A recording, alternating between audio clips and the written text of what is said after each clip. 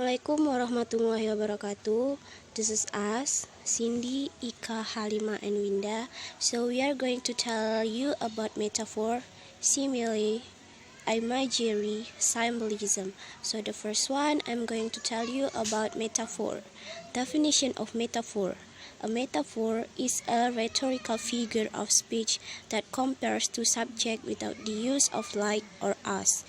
The English word metaphor originates from Greek metaphora, which means to transfer or to carry over. Indeed, a metaphor transfer meaning from one subject can be understood in a new way. Next, primary metaphor. The primary metaphor is the most basic of metaphors. Here are the examples. Love is blind and patience is a virtue. In these metaphors, two items are compared side by side and the meaning is clear. Next, complex metaphors. Complex metaphors are a combination of primary metaphors. With this, you are comparing two or more subjects. An example might be, travel is no more than a sour cauldron full of emeralds. Next, deed metaphors. Deed metaphors is akin to a cliché.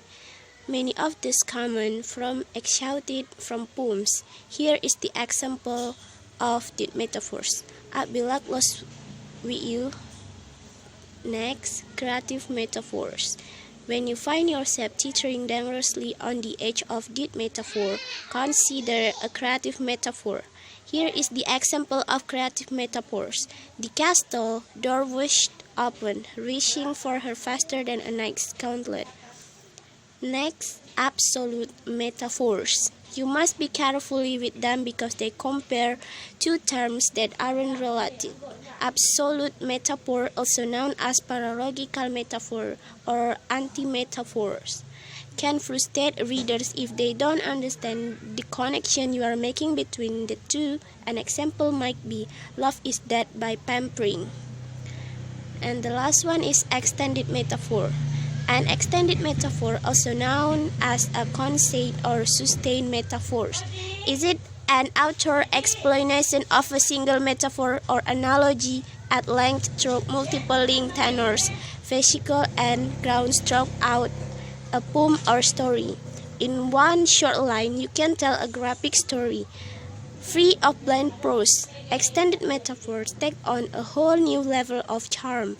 These are metaphors that are mentioned once in a body of text and then referenced again and again later on.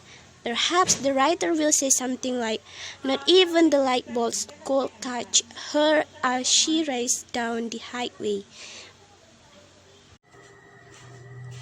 Assalamualaikum warahmatullahi wabarakatuh.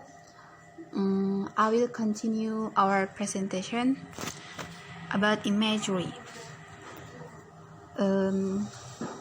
Encompasses the use of literal or figurative language to aid symbolism and enable the reader to imagine the world of the piece of literature.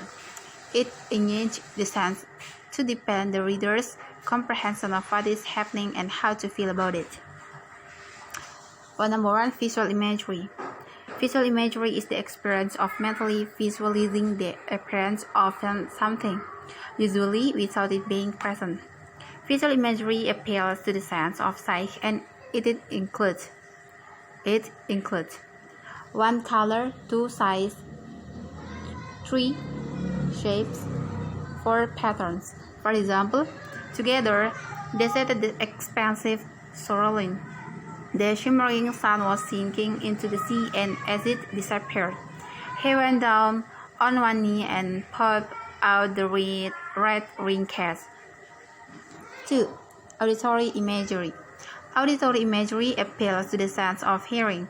It describes what we hear from noise, music, and even pure silence. Auditory imagery encompasses the following. Number 1, enjoyable sounds or music. Number 2, noise. Number 3, silence or lack of noise.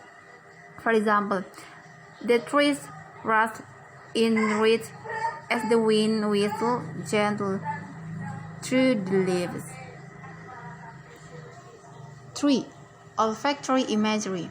Olfactory imagery is described as the ability to experience the sensation of a smell when the appropriate stimulus is absent. Olfactory imagery includes: number 1, fragrance; number 2, scents; number 3, odors.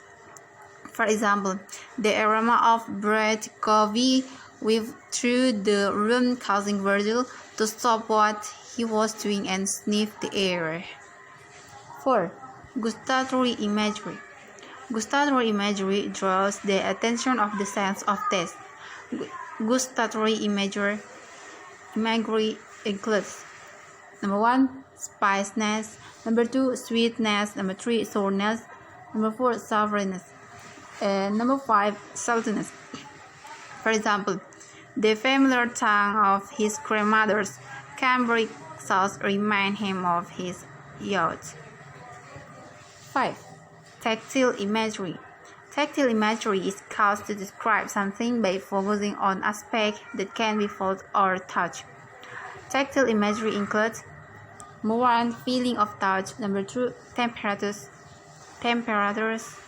number 3, feeling of movement; and number 4, texture.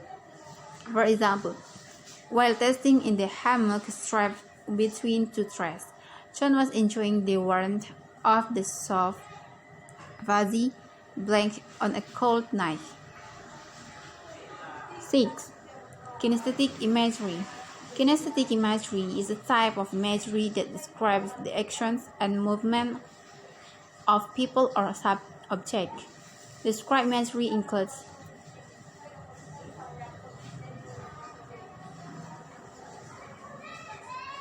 number 1, action that lead to touch, running fingers on soft silk fabric. Number 2, physical movement. Example, fiddling with his staircase. Number 3, temperature or the warm sunlight hits her face. For example, she rummaged through the trash, tossing pieces of garbage out of the bin until she finally found the letter that her father accidentally threw away. 7. Organic imagery.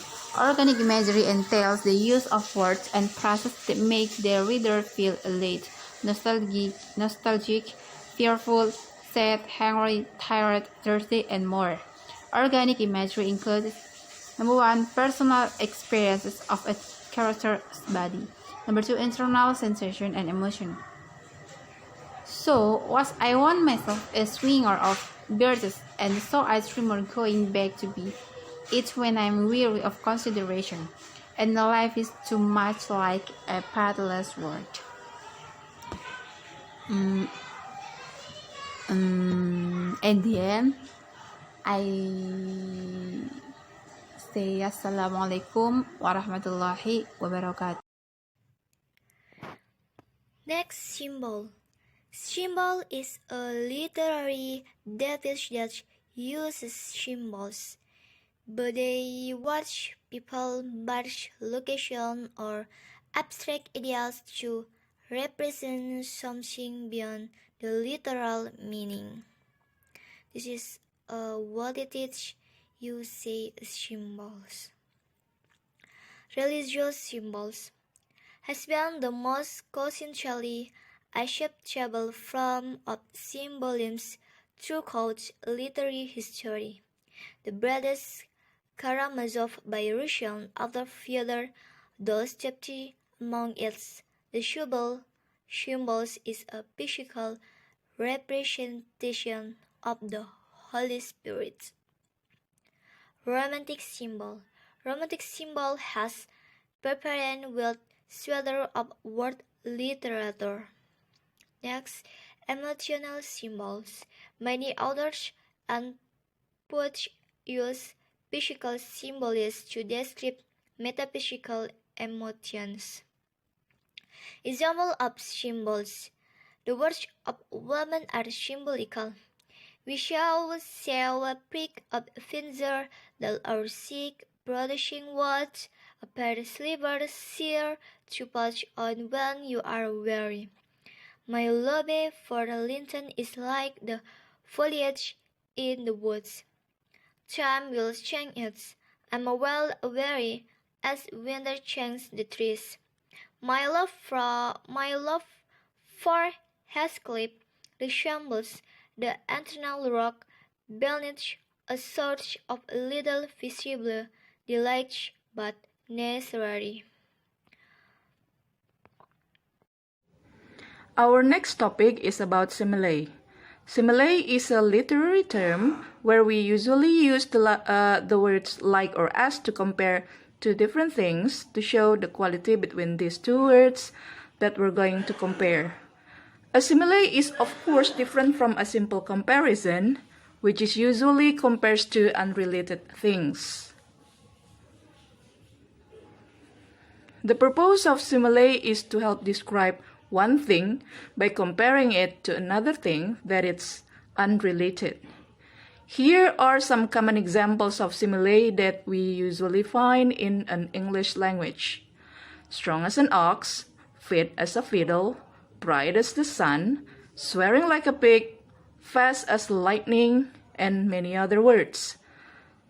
I think that's all about our presentation. Thank you for listening and Assalamualaikum warahmatullahi wabarakatuh.